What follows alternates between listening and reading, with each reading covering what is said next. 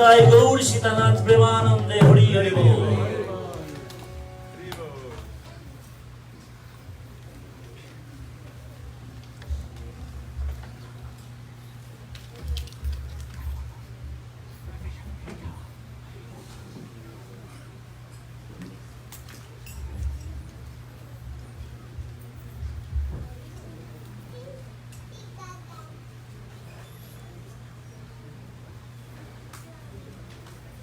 Hare Krishna. Hare Krishna. So, how are you all doing? Vaikuntha Prabhu, when did you come? Around 10 o'clock, we got here a little late. Okay.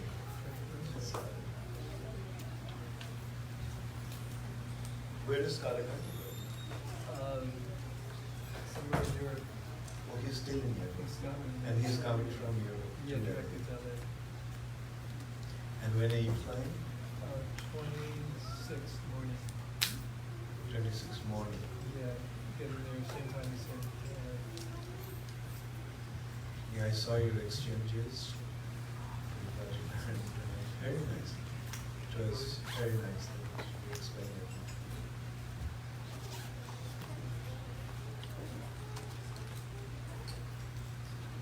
Hare Krishna.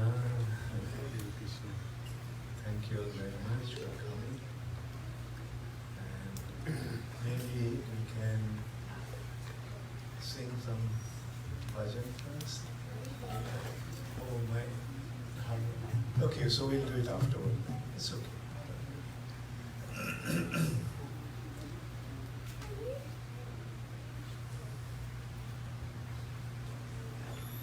The last few days we had a retreat here, and some of the devotees are still here, many of them have left.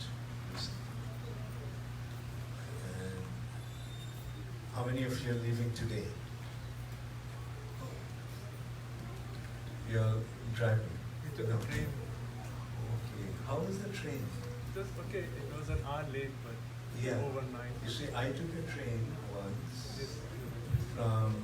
Yes. from Atlanta. You took it Oh, from no, Gary? we took the same train. I mean, yeah, from North Carolina.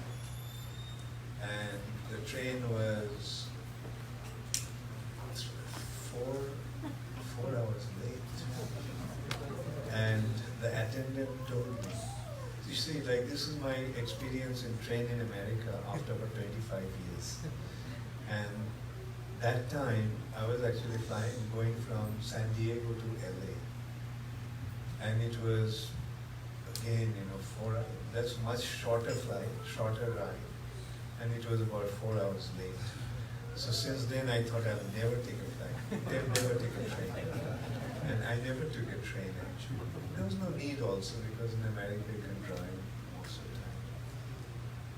And this time, like, I was talking to the attendant, because the train was so late, and they were letting all the goods train go by, and this train was standing.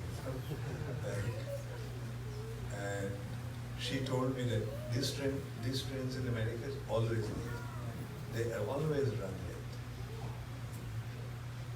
So anyway, you also had the same similar It was experience. 1.5 hour late. Only, that's not so bad. I hope that on your way back you'll have a good experience. Or you'll have such an experience that you also will decide never to take a train.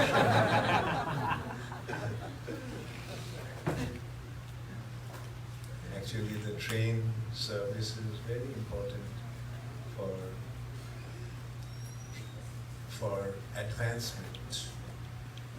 The British, when they went to India, they set up the train connections throughout the country.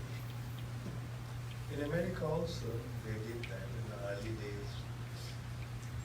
Laying the train tracks was a big achievement. America is a rough country also in those days, and distances much longer. But then when the plane came, things became very different in America. And that's why the train service didn't improve in America. And the flights are incredibly cheap here.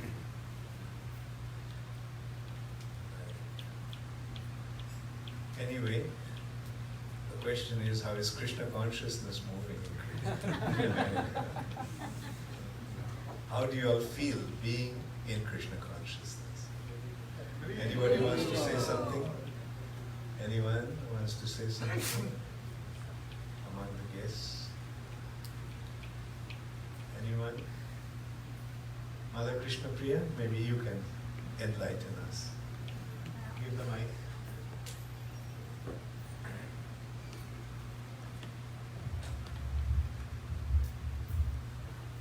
Om Yanatamanandasya Gyanagyanashalakaya Chaksunilipanyana Tasma Shri Gurave Namaha. So I first started serving in ISKCON in 1978 and decided to dedicate my life to Srila Prabhupada's mission, although I had only heard him speak for 2 weeks, but as we know, the association with a pure devotee can change your whole life completely. And now we've been having a retreat, hearing from His Holiness Bhakti Charu Swami, nice Krishna Leela. So I'm feeling so inspired and so happy, because when we hear from someone who has a taste for what they're speaking, who loves those pastimes, the joy of those pastimes goes into your own heart, and you feel so enthusiastic. So I've been practicing Krishna consciousness. It'll be initiated for 40 years, and it's never boring. I've been dressing the same deities in North Carolina since 1985, and it hasn't become old or tiring, and there's lots of challenges, and so we always feel that we need to try harder, and today we had an initiation, so that's always a time when you can reevaluate your own vows and see what unwanted things are on the heart and try to move forward.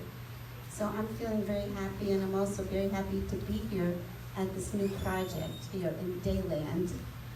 And I think of it as day, like Earth in Spanish, Deland, the land of Krishna, the land of Krishna's pastimes. So His Holiness Bhakti Charu Swami, last night he showed us a master plan. He has a vision. So all of you are very wonderful. Those of you that live here, you can be a part of this beautiful vision, because Krishna's pastimes are happening. We just don't see them. And as many of us know, it's not so easy to go to India anymore. And so there is a great need to have these holy places in America, places of pilgrimages, places to retreat, places to bring people where they can be just served nicely and given a taste for chanting. So I'm feeling very enthusiastic.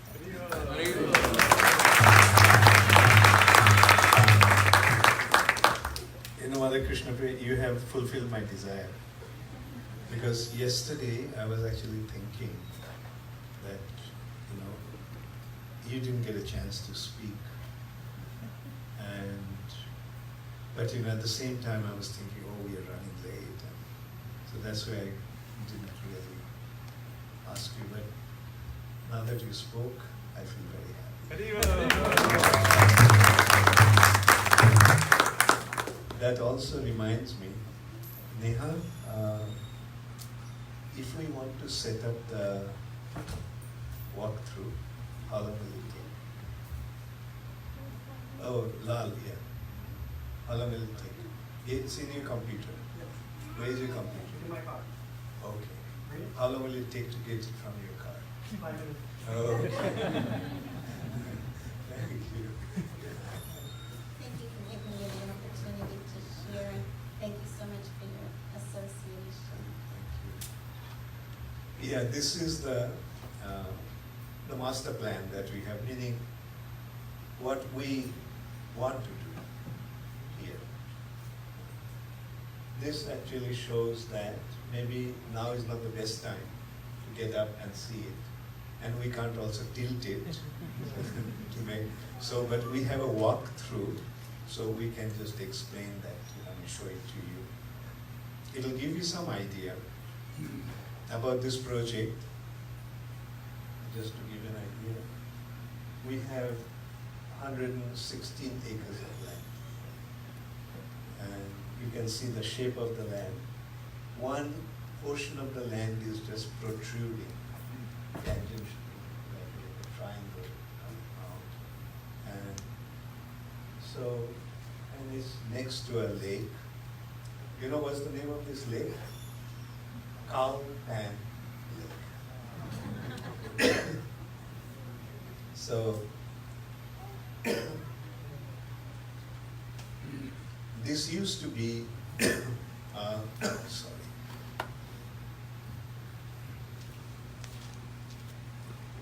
Give me some tools.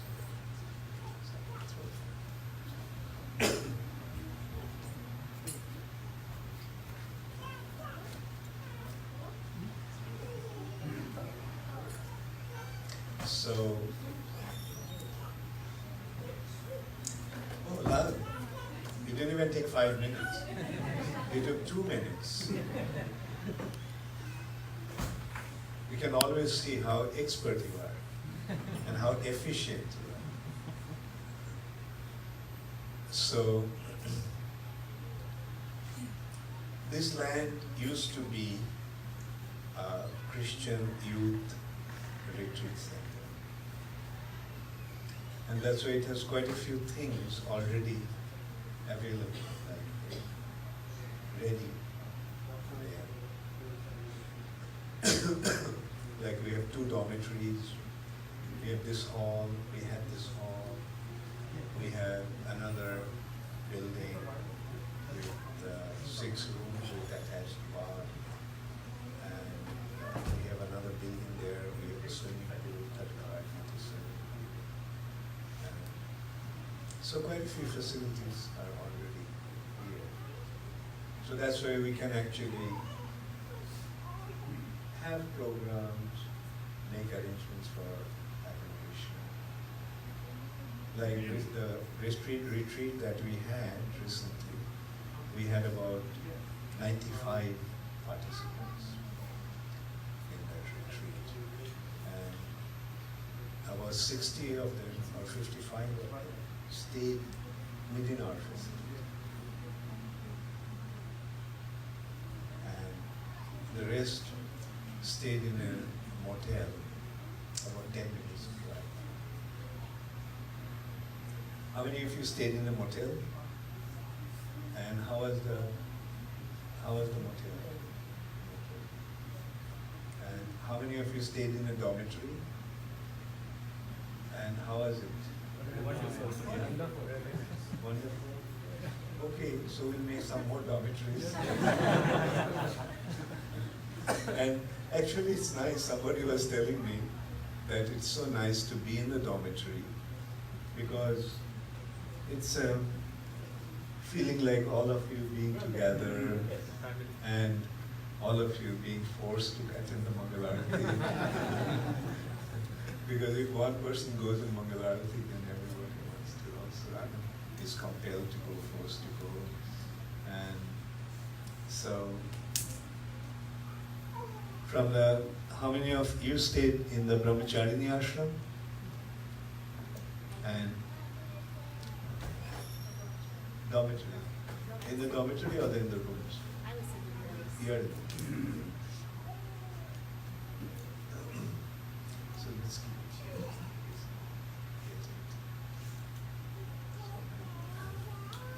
here. And so that's the thing, like it's like going out on a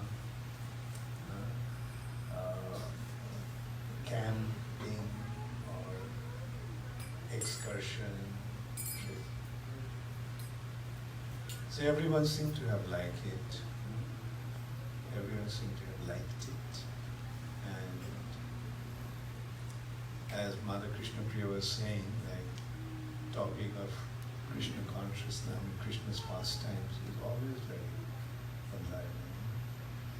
And so Anyway, so when we came here, we had all these already ready built facilities. But still I thought that we will build a guest house, one, at least one, or if possible two. But we didn't get the permission from the city authorities to build, so that's why we couldn't build it. So here we are, there are few projects that we are going to develop. Like existing things are already there. And then we want to build 2 guest houses and a hall. That hall will eventually, that area will have yoga retreats, yoga classes, yoga and meditation classes, and also Ayurvedic clinic. Then you want to build a convention center. You will see the convention center is quite large.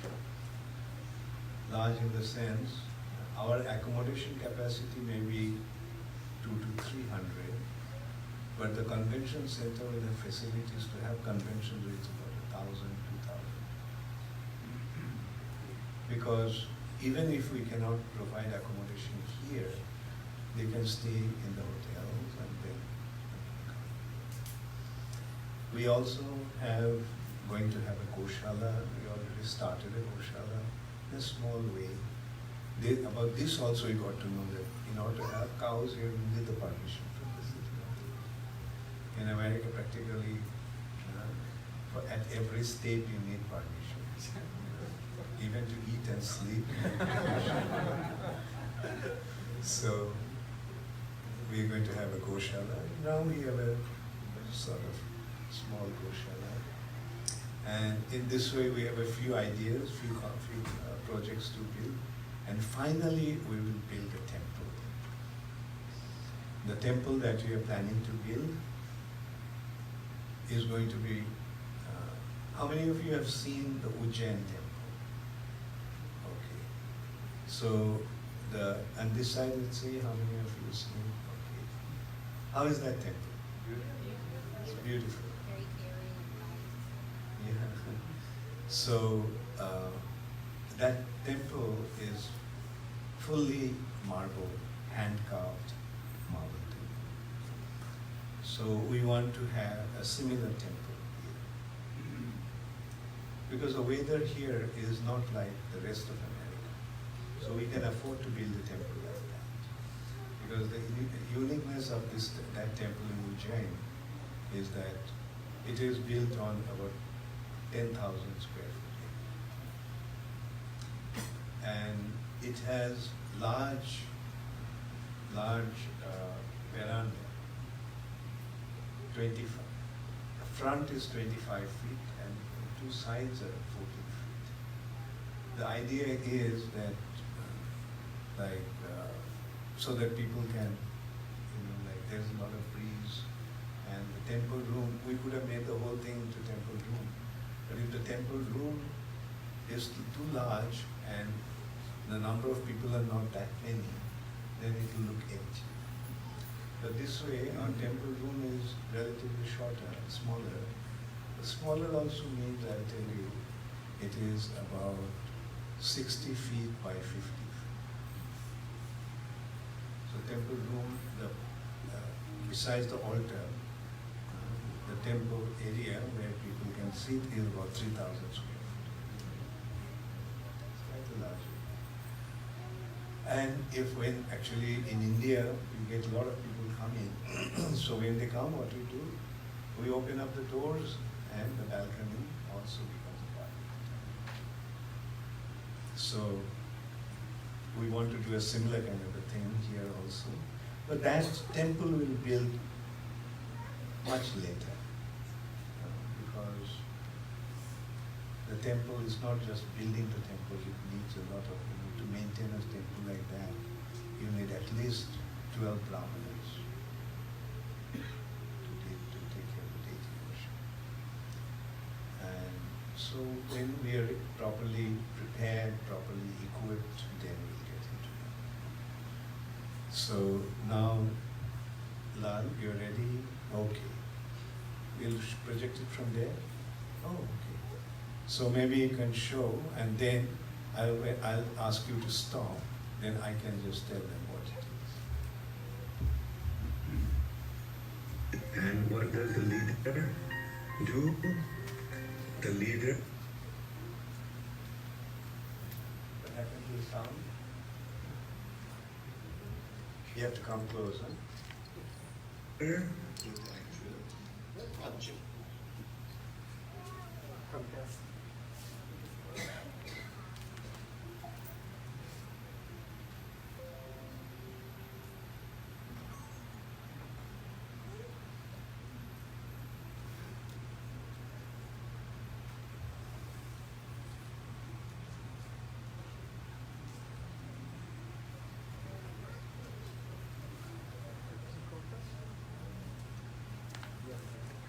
Sorry.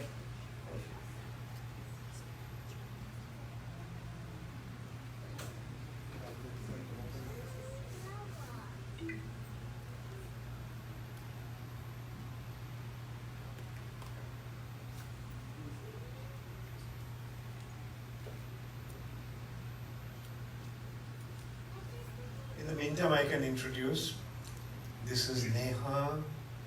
Neha is the architect who did all the designing, and also she made the model, this model, and she also made the walkthrough. And she had been very nicely helped by one of our very senior godbrothers, Amyatma Prabhu, and his son, Lal. How many of you know Lal?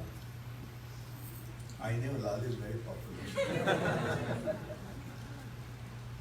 And then she was helped by Kamalata, and help means, like they could not sleep for last few days. I think when I asked Neha, when did you have the last proper sleep? Her answer was, tonight I'll have. Because yesterday it was completed, otherwise to have it ready in time, they worked really hard. Kamalata was working, Kamalata's sister, Lalita was helping, Kamalata's mother, Suchitra Devidasi was helping, Kamalata's father, Guru Gadas was helping. So there was a lot of help that came, and within such a short time, the thing that they have done is really praiseworthy. And ready? Lalji?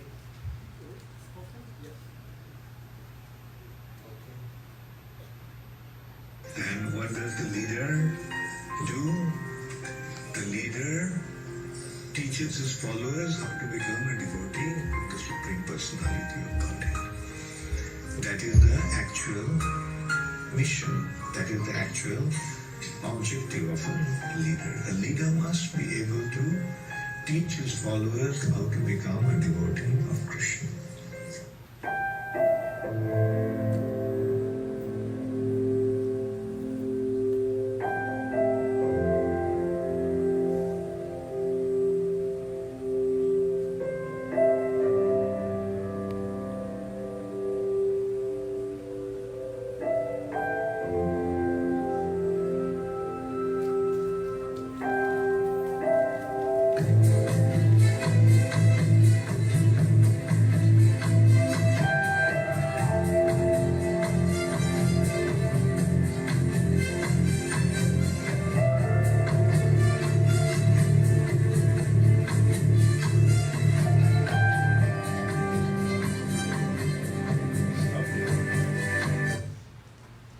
See the temple, there's so much area around the temple, balcony, and of course Ujjain Temple has the railings, and the tops are also with domes, and anyway, it's just a structure of it, and lots of fountains and beautiful garden.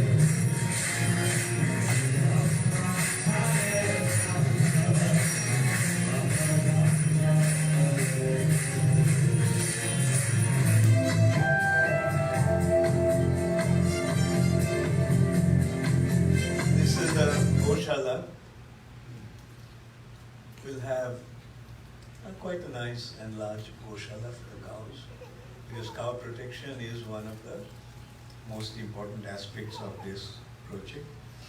This project is also known as Cow Sanctuary, Sanctuary for Cows.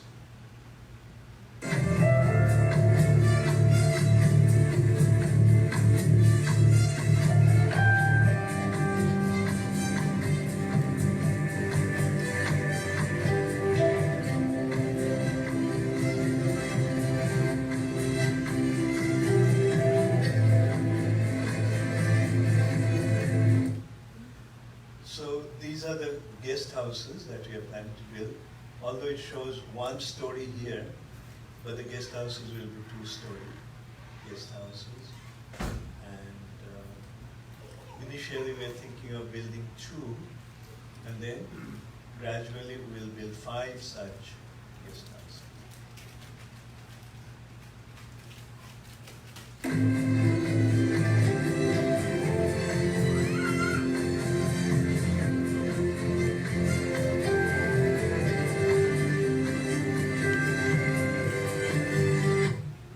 So this is going to be the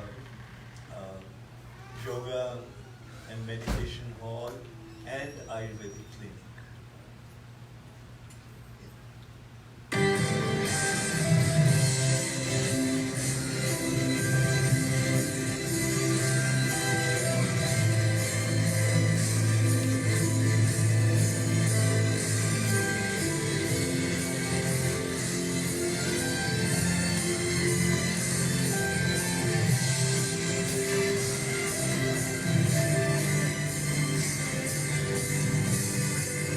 This is also a meditation center. Like we will have facilities like that where we can have people can come and have convention and programs. This is the Goshala with the cows, as I told you before.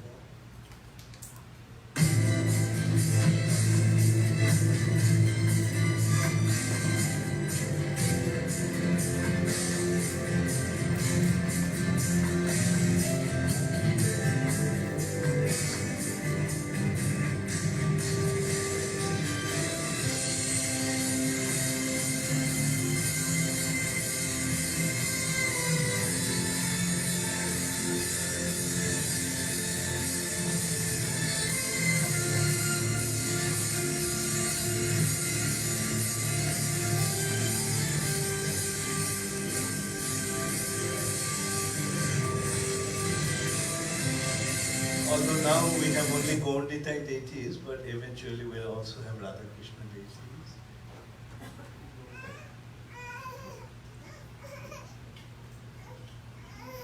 Crashed.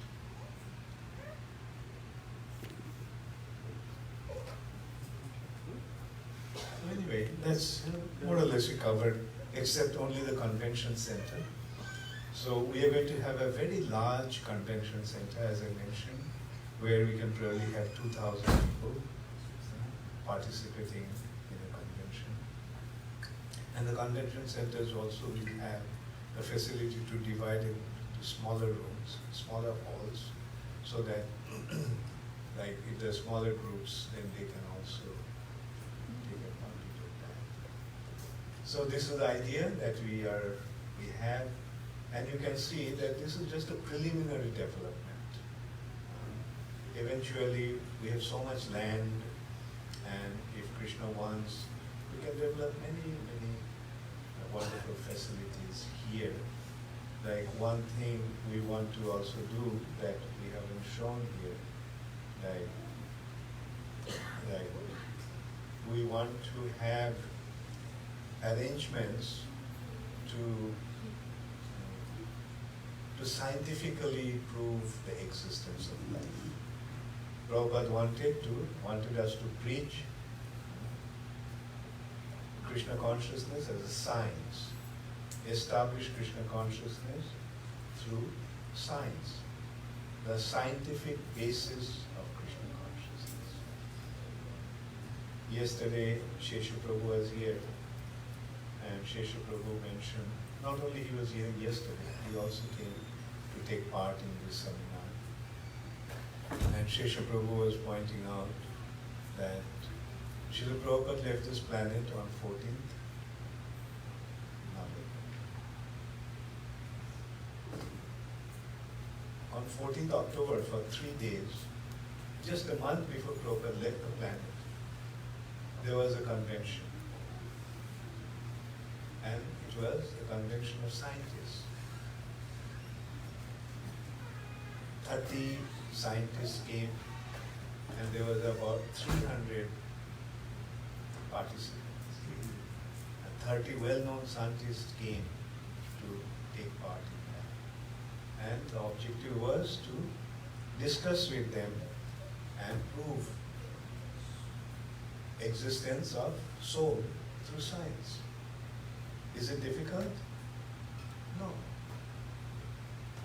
Only thing is that we have to present it properly, so that intelligent class of people can understand it and accept it. Is it difficult to prove about the existence of soul through science? Take a seed, it falls on the ground. What happens within about a week's time?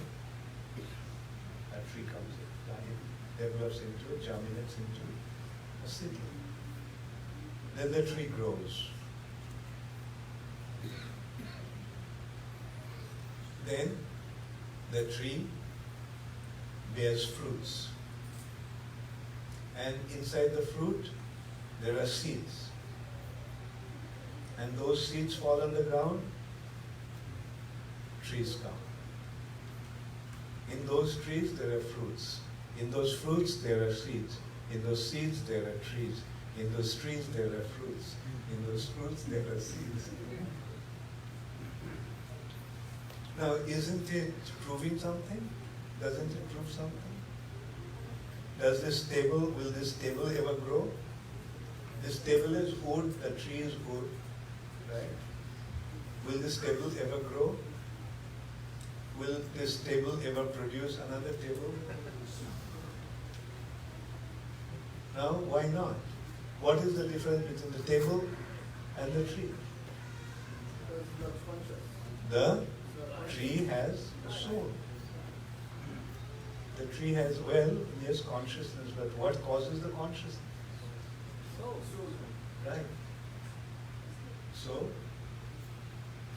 in this way we can so easily prove the existence of soul. And so, Prabhupada very much wanted a scientific preaching. Therefore, he inspired one of our godbrothers who was a scientist, Bhakti Charu Swami Maharaj. He inspired him to open a new branch of ISKCON called Bhakti Institute. And the objective of Bhakti Institute was the scientific basis of Krishna consciousness. And the book, Prabhupada, and book was printed on that, the scientific basis of Krishna consciousness. Another book based on various discussions and interviews, and that is called The Life Comes from Life. Life comes from life. Like, can there be life from dead matter? But that's what is going on in today's world. Life. How many of you know the so-called Darwin's theory of organic evolution? So what does Darwin's theory of organic evolution say? Shamal? Begins by Give him saying one.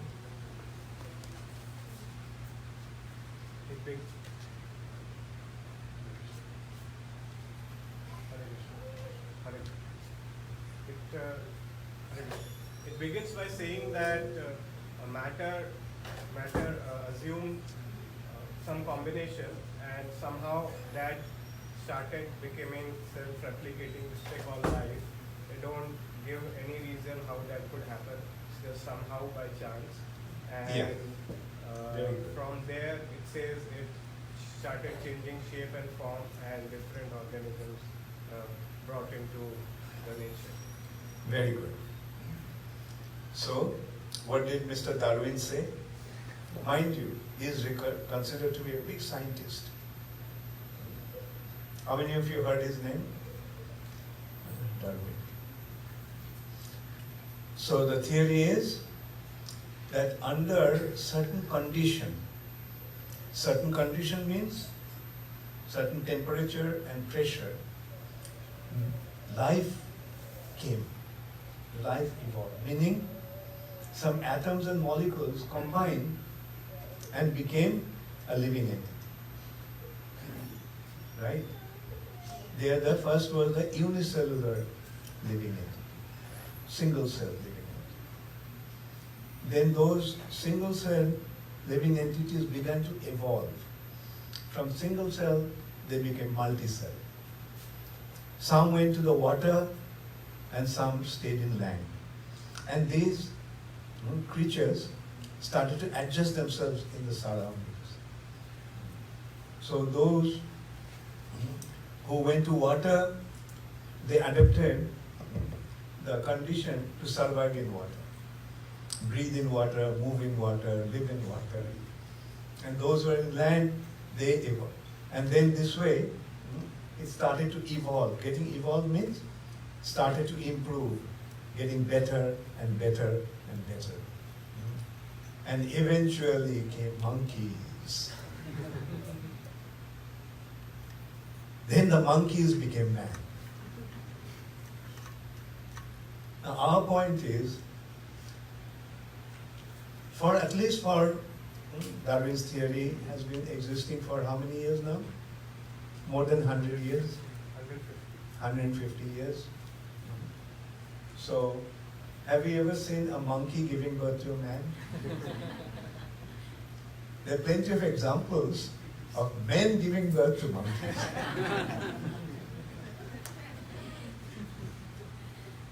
So the point is, from higher source you can get lower, but from lower cannot get higher. If you know how to count up to 10, then you can understand what is 1, 2, 3, 4 all the way up to 10. But one who knows only up to 10, he can't figure out what is 11, 12, 13, 14. Right? So from higher denomination we can get lower denomination. But from lower we can never get higher. That is science. But the so-called scientists are denying that fact. To begin with, somehow some atoms and molecules combined and life came to. So now you consider that scientifically or technologically they have made a lot of advancement. They can create any temperature, they can create any pressure. And they have all these chemicals, all these atoms and molecules. Why don't you create life? If that is how it happened, why can't you do it now? Why don't you do it? Now, what is the definition of science? What is definite? Very good. Observation and experimentation leading to what? Experimentally verified facts. Experimentally verified facts. Right? You get hydrochloric acid and you combine it with alkali, then you get salt and water. Experimentally you can prove that. You can, in the laboratory, water, 2 atoms of hydrogen, 1 atom of oxygen is water. So electrolyze it, you see, yes, 2 volumes of hydrogen and 1 volume of oxygen. So this is science. But to say that something happened by chance or by accident, Now, can that be accepted as science? But today's world is accepting that to be a science. Like, first they have theory, or scientifically they call it hypothesis, and from hypothesis they develop into thesis through experiments, and then it becomes a law. Law. Now, do you know Newton's law of motion? Newton's law of motion. Newton's law of gravity. A law of gravity.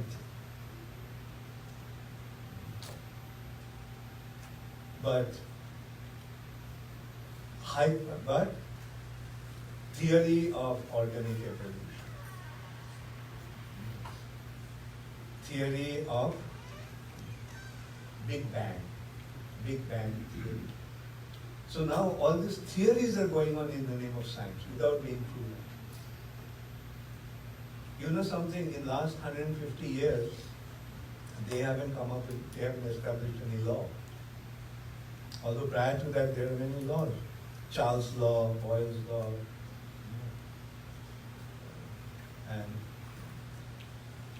so forth.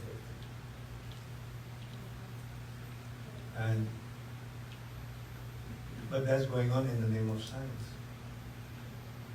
So what is actually necessary to prove? You know, in simple words, what should we say? We have to expose their bluff. Common people are being misled with all kinds of lies. They are made to believe things.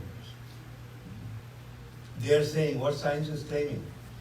They will create life. Isn't it? They will create life. It's going on for how many years now? Quite a few years. But what they're saying? Not now, tomorrow will be it. Tomorrow will be it. And they're coming up with all kinds of claims. Do you remember some years back, there was a test tube baby? Test tube baby. And they claim, oh, we created life.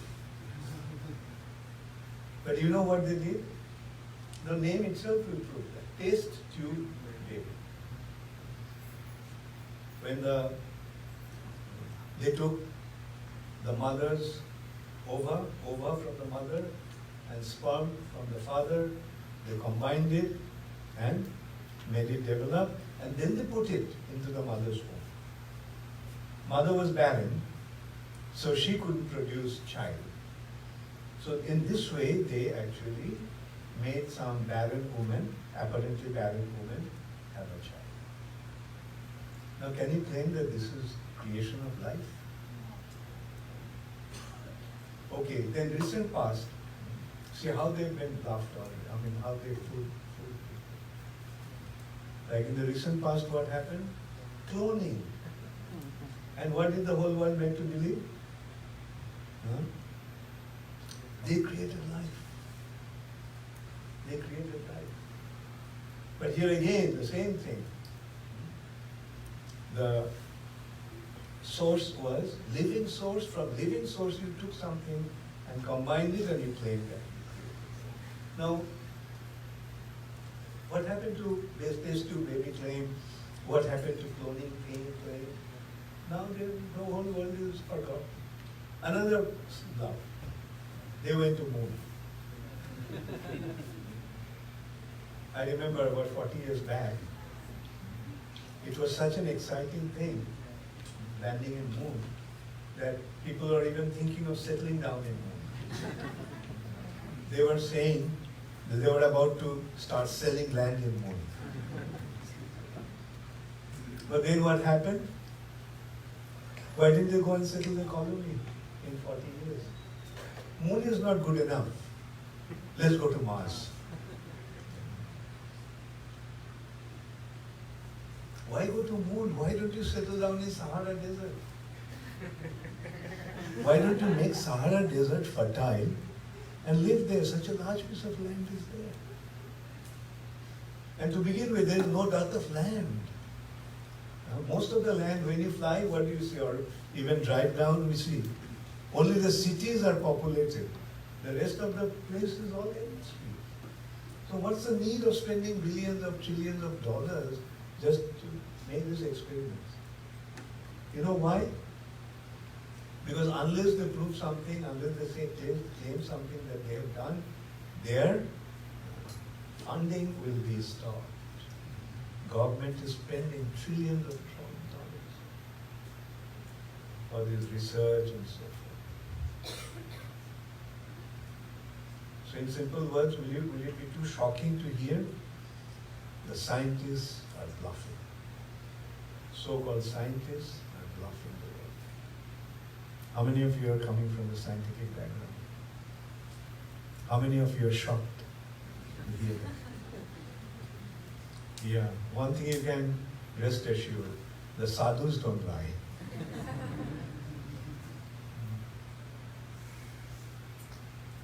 So in a way, we have to do that. It's not that we're going to bluntly say that they are bluffing, but we'll appeal to the intelligent class of people that look, life comes from life. When somebody dies, don't you say, he passed away, he left. Body is lying there, so why are you saying he left? So who is that he who left? And because of his leaving, the body is there.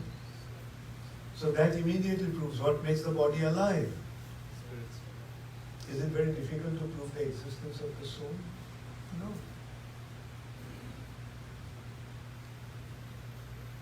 In India, sometimes even a layman, even an illiterate person, like a cobbler, sometimes we speak to them, while he's mending the shoes or slippers. Do you believe in soul?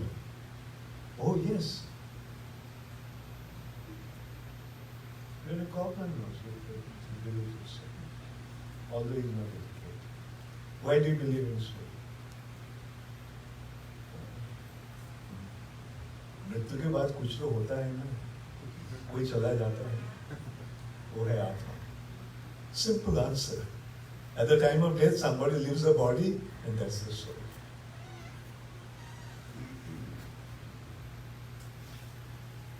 So this is India.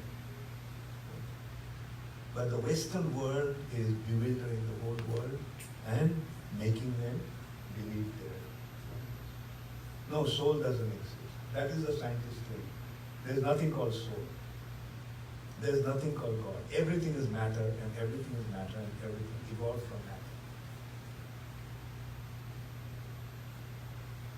Anyway, so this is one challenge we have. Prabhupada actually gave us this challenge. Prove that soul exists. And then when we establish the existence of the soul, then we can get a clear scientific understanding of God. And the source, where the souls come from. All the souls came from the Supreme Personality of God. So that is one thing that we also want to establish here. Do you think that will be nice? Thank you. And how many of you are going to help? Thank you very much. So we have a challenge. Because, you see, today's world is thoroughly being misled by the so-called scientists. People are believing. In here, one thing also we have to consider, that technologically there has been a lot of advancement. Technologically, yes, there has been a lot of advancement. But scientifically, no advancement. Technology has developed.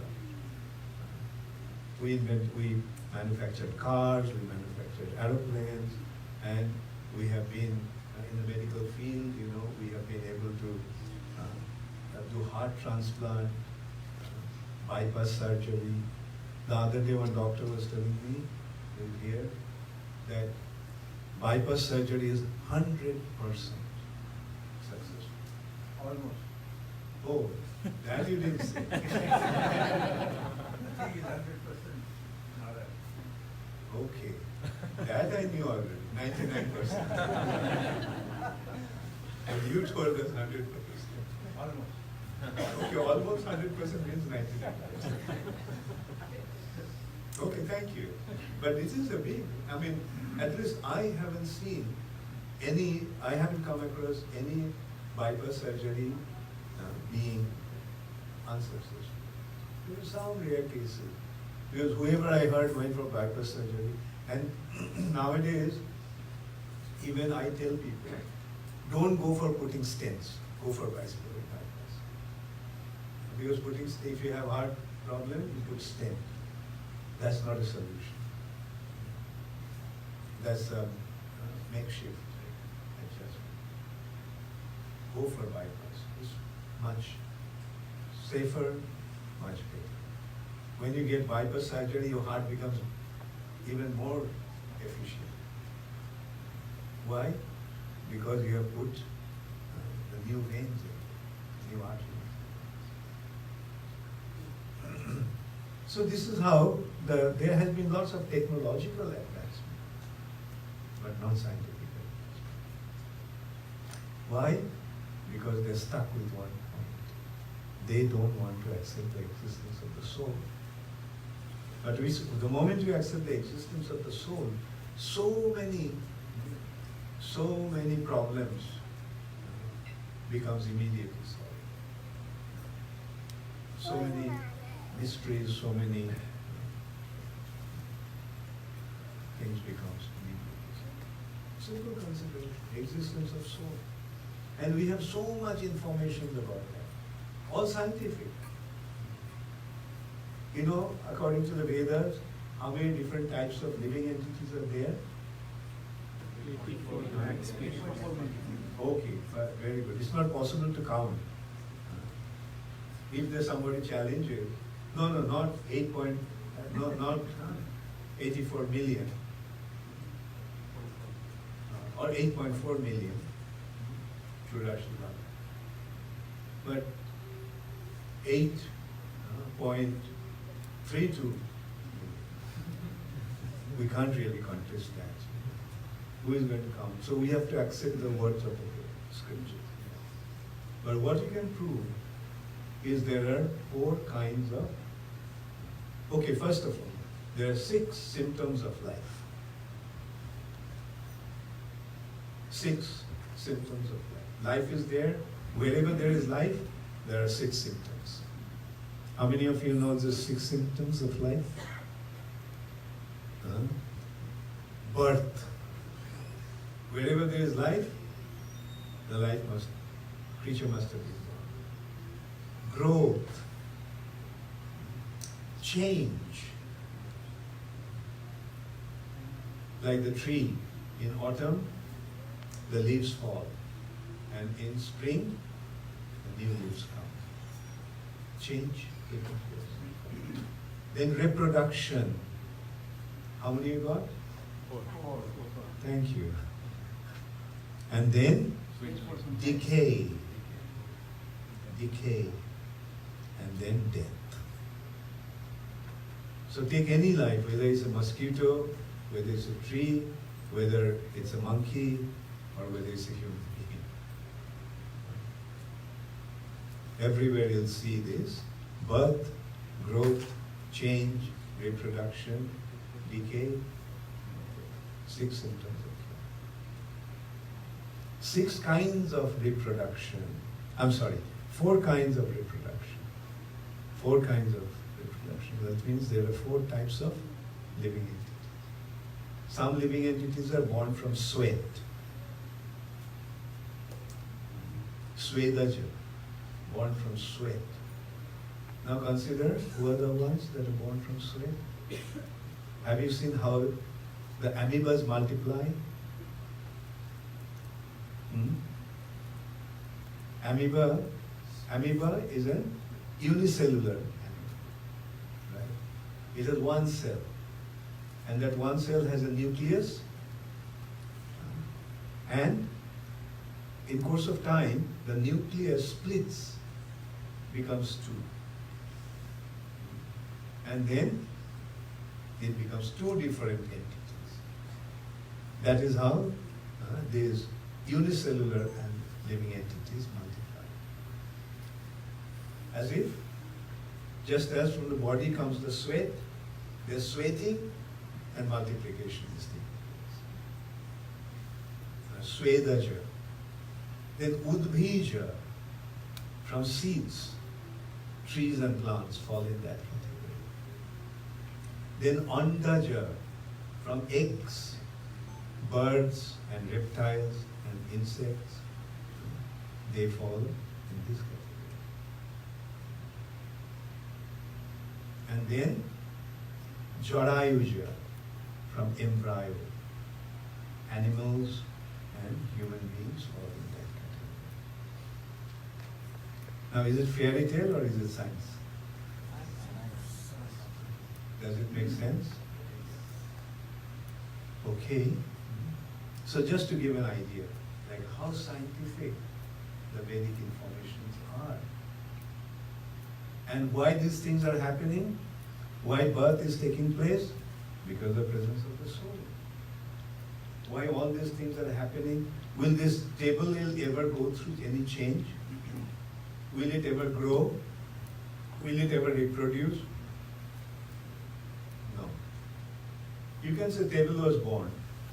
Table may decay and table may die. But the other three symptoms the table won't display. That can be displayed only by the presence of the soul. Okay, so much for science today. But the point is, please think in a scientific way. It's not that we have to go very far, we have to be a big scholar or big scientist. Simple scientific understanding of the soul's existence. So that's the challenge we have.